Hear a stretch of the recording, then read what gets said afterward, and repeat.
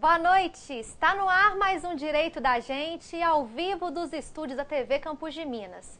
Eu sou Leidiane Gouveia e no programa de hoje nós vamos falar sobre direito sucessório, herança. E para isso nós convidamos o nosso querido aqui, Dr. Vitor Taroco, para falar um pouquinho sobre esse assunto. Boa noite, Dr. Vitor. Boa noite, Leidiane. Boa noite a todos que nos assistem hoje aí. Mais uma vez é um prazer estar aqui. Bom, o tema herança, ele geralmente gera, Dr. Vitor, muitas discórdias nas famílias. E existem várias situações, várias hipóteses que podem ser abordadas. E hoje no programa nós vamos justamente falar sobre isso. Dr. Vitor, o que é sucessão? E por que a gente usa esse termo herança? Tá. Bom, vamos lá. A sucessão, ela é um termo jurídico atribuído à substituição de obrigações e deveres. Então ele funciona da seguinte forma: você sucede uma pessoa física ou jurídica nas obrigações e nos deveres que aquela pessoa possuía anteriormente à sucessão. A sucessão, inclusive, não existe unicamente em morte, ela pode se dar em vida. Você tem a sucessão intervivos. Um caso que a gente vê muitas vezes na Justiça do Trabalho é a sucessão empresarial, onde uma empresa é vendida a outra e aquela empresa nova, ela recebe as obrigações, os ônus e os bônus também dessa antiga empresa. Então a sucessão ela pode existir tanto intervivos quanto causa-mortes. Hoje estaremos falando aqui sobre a sucessão causa-mortes, que é aquela advinda, que é aquela que nasce quando do falecimento, que é aberta já quando do falecimento de uma pessoa. E a herança, ela é o conjunto dessas obrigações e desses bônus, do que vem de bom e do que vem de ruim, das dívidas e dos bens. Então a herança é esse conjunto que vai fazer parte, que vai ser o objeto da sucessão. E doutor, o que se herda da pessoa que morre? Pois é, muita gente vira e fala assim, eu herdei uma herança bacana e tudo mais, mas você tem que ver que o que se herda é o saldo existente entre os bens e as dívidas. Então, não existe aí, você vai herdar esse saldo, porque não existe nada em lei que obrigue aos parentes que ficaram a pagarem a dívida de uma pessoa que morreu. Não existe esta obrigação. Mas o que você vai herdar? Se essa pessoa que morreu, ela deixou patrimônio que possa ser utilizado para pagar possíveis dívidas que também existiam enquanto ela viva estava, você vai conseguir herdar, você vai herdar essa diferença, esse saldo, caso ele exista na forma positiva, em relação aos bens e diminuídas as dívidas. Então ela tinha uma casa que valia 150 mil reais. Mas ela deixou 100 mil reais de dívida. Então você vai vender a casa, vai pagar as dívidas e vai herdar, vai ficar com o saldo do que sobrar. Se o patrimônio não for suficiente para pagar as dívidas, acaba por ali e você não herda nada. É isso que eu ia te perguntar, se a gente herda a dívida também. Nesse caso, como eu disse anteriormente, não existe lei nenhuma que obrigue aos parentes que continuam vivos a pagar a dívida daquele que quando vivo estava as contraiu. Não haveria lógica, Imagina você trabalhando independentemente de qualquer parente seu, ganhando o seu dinheiro suado e ainda ter que pagar alguma dívida deixada por ele, Para isso existe a herança, que é o conjunto de dívida, de bens e de dívidas que, após realizado esse cálculo do que tem de valor positivo e do que tem de valor negativo de dívida, você vai ter um saldo. Para isso tudo é feito em inventário, Para isso é que nós temos o famoso inventário aí, que serve exatamente para isso, para determinar o que tem de patrimônio, o que tem de dívida e qual será o saldo entre os herdeiros. Aproveitando o gancho da sua pergunta, suponhamos uma seguinte situação, doutor Vitor. A pessoa morreu, deixou um patrimônio, esse patrimônio foi inventariado, foi sucedida, os herdeiros pegaram os bens E após ter sido concluído o inventário, expedido formal de partilha, vem um banco cobrando essa pessoa. Pois é, isso aí é uma questão extremamente polêmica e controvertida, você entendeu? Porque é o seguinte, a pessoa nesse caso, ela herdou um dinheiro que não deveria ter herdado, pois ele deveria ter sido destinado ao pagamento ao banco, que era a dívida que foi realizada quando a pessoa ainda estava em vida. Então, se você for analisar pelo lado justo da coisa, ela deveria ter efetuado essa quitação. Mas suponhamos que ela não soubesse. Pois é, aí é que vem a polêmica da coisa. Né? O banco vai virar e vai falar assim, eu não sabia que ele morreu, eu não sabia o que aconteceu e tudo mais. Bom, tem um ditado que fala que o direito não socorre aqueles que dormem. Né? Então isso aí vai ser decidido dependendo do que for conseguido comprovar no processo. A má-fé ou a boa-fé. A má-fé ou a boa-fé. Agora, você imagina, por exemplo, tem uma pessoa que herdou, vamos supor, 50 mil reais. Né? Falecido, morreu, devia ao banco 30 mil, né? Mas morreu, fizeram o inventário, ninguém se habilitou no inventário para poder fazer essa cobrança dessa dívida, essa pessoa recebeu esses 50 mil e essa pessoa devia para um terceiro 50 mil. E ela foi lá e pagou esse dinheiro para o terceiro e ficou sem dinheiro nenhum. E aí? O banco vai cobrar? O banco não vai cobrar? O banco vai obrigar essa pessoa a se endividar novamente a ponto de poder, para poder efetuar esse pagamento? Isso é uma questão jurídica que vai ficar rodando nos tribunais aí por anos e, para falar a verdade, vai depender de todas as provas que forem colhidas, da boa-fé ou da má-fé, para a gente poder, de fato, dar uma solução para um problema desse tipo. Até mesmo porque, doutor, também existe o prazo para se cobrar uma dívida, Sem dúvida nenhuma, né? Sem dúvida nenhuma. Agora, eu queria que o senhor falasse para nós sobre a questão da hierarquia da sucessão. O que é isso? Quem tem preferência de herdar? Filho, cônjuge, pai, mãe? Tá. Né? Queria que o senhor falasse sobre isso. Vamos imaginar uma família normal. A questão da sucessão, gente, a gente tem que deixar muito claro aqui que ela é muito específica. Não se trata simplesmente, morreu, deixou para esse, pronto e acabou. Vai depender muito do tipo, né, dos herdeiros aí, do regime de casamento de bens, da existência ou não de filhos fora do casamento. Mas vamos falar uma família da mais comum que a gente tem. Então, pai, mãe, filhos e avós. Pai, mãe, filhos e avós. Então, o artigo 1829, ele fala, né, de uma forma bem clara, o artigo 1829 do Código Civil, ele deixa essa questão bem esclarecida no seguinte sentido.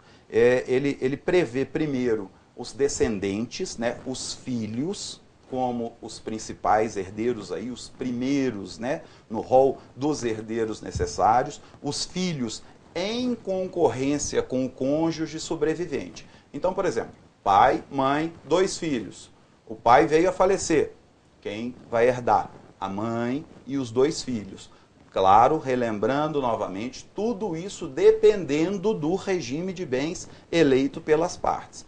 Então você tem primeiro os descendentes em concorrência com o cônjuge sobrevivente, salvo se casado com o falecido no regime de comunhão universal ou de separação de bens, onde o cônjuge não vai herdar e a herança ficará só para os filhos. Ou na separação obrigatória de bens, como eu já disse aqui, né? Ou ainda no regime da comunhão parcial, se o autor da herança não tiver deixado bens particulares. Então aí, nessa sucessão, primeiro nós temos que analisar da seguinte forma: filhos e cônjuge. Na falta dos filhos ou na falta do cônjuge, ascendentes. Aí a herança vai para os pais, né? Os pais do falecido. Na inexistência dos pais, dos filhos e do cônjuge, aí nós já estamos falando de herdeiros colaterais. Que são, né? irmãos, que são os irmãos e sobrinhos, são né? os tios, são sobrinhos, né? E os primos, me parece que é o último grau, os sobrinhos, se não me falha a memória. Sobrinho é o último Sobrinho é o último grau, sobrinho é o último, quarto grau, é isso aí.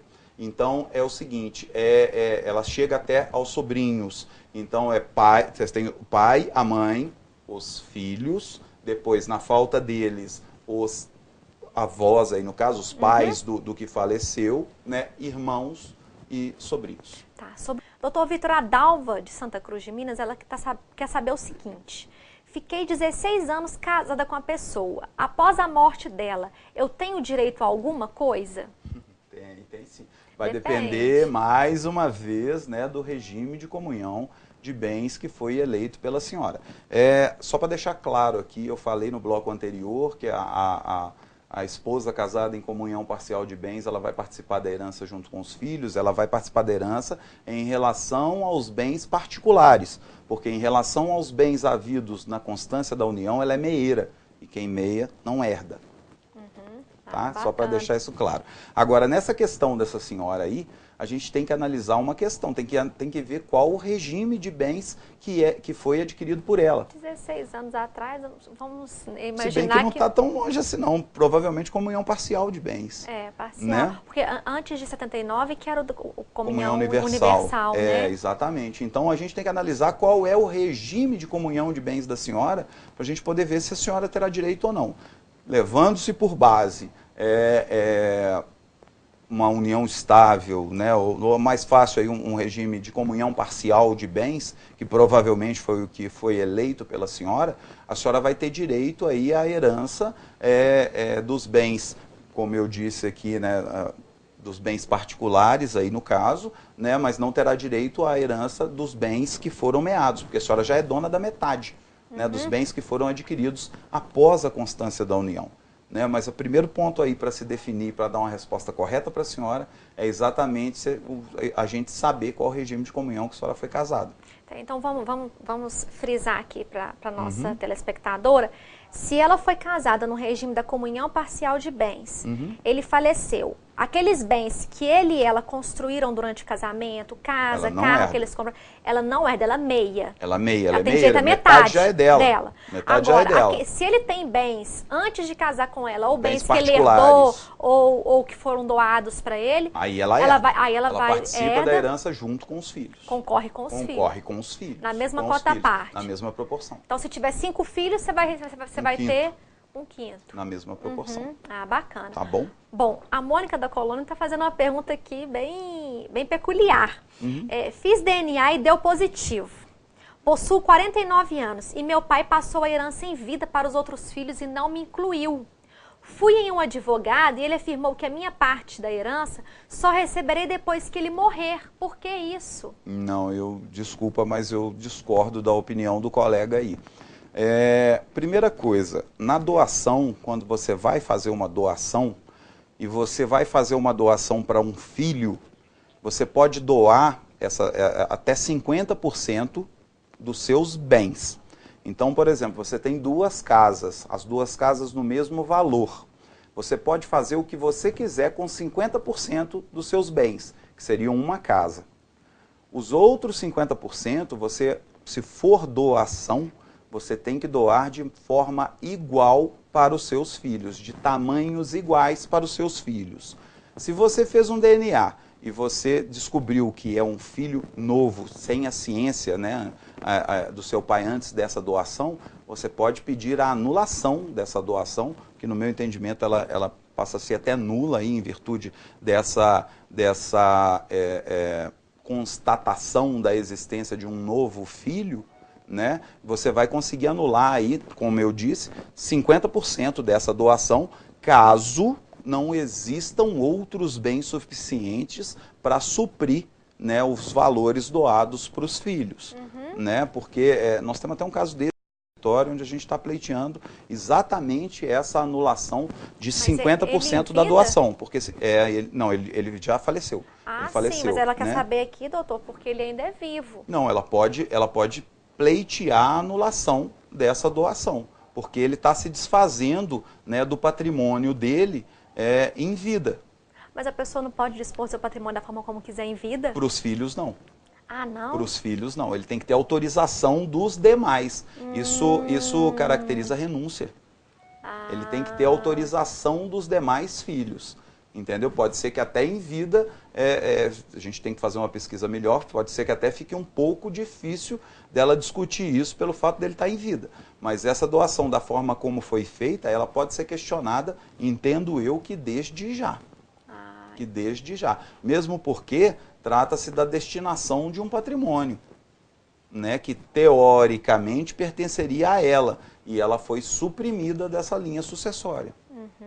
Agora, suponhamos a situação dele já ter morrido, aí é só fazer os bens da colação, é mais tranquilo ainda. Não, nesse caso, ela vai pedir a inclusão dela, né, no inventário como herdeira. Suponhamos que não tenha nem bens a inventariar, porque ele já não doou vai ter, tudo. Porque ele já doou. Por isso que eu acho que é hora dela buscar alguma coisa, porque ela vai esperar ele falecer para depois questionar isso. Agora, você tem um problema também. Se você questionar isso em vida e anular essa doação, ele pode pegar isso e vender para outra pessoa. Né? Aí você tem que analisar direitinho o que seria melhor aí. Mas talvez fosse, de fato, mais prudente aguardar o falecimento, né? Para evitar uma situação aí onde ele anule essa doação, né? Ou você consiga anular essa doação, o patrimônio volta para o seu pai e seu pai desfaz desse patrimônio, que ele pode fazer isso enquanto tiver vida.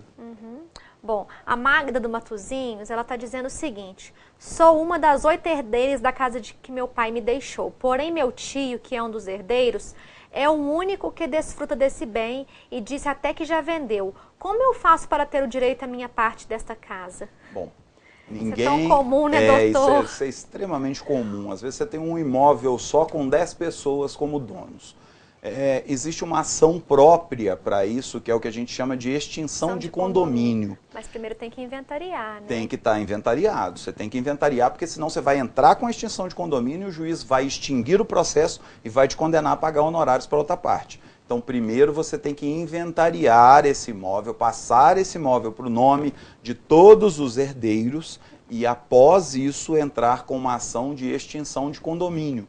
Bom, doutor, o Amadeu de Rezende Costa, ele está cumprimentando o doutor pela excelente aula que você deu aqui para nós, telespectadores. Nossas falhas aqui, porque às vezes é ao vivo, às vezes a gente fala alguma coisa aqui que não deveria, mas agradeço muito aí. Obrigado.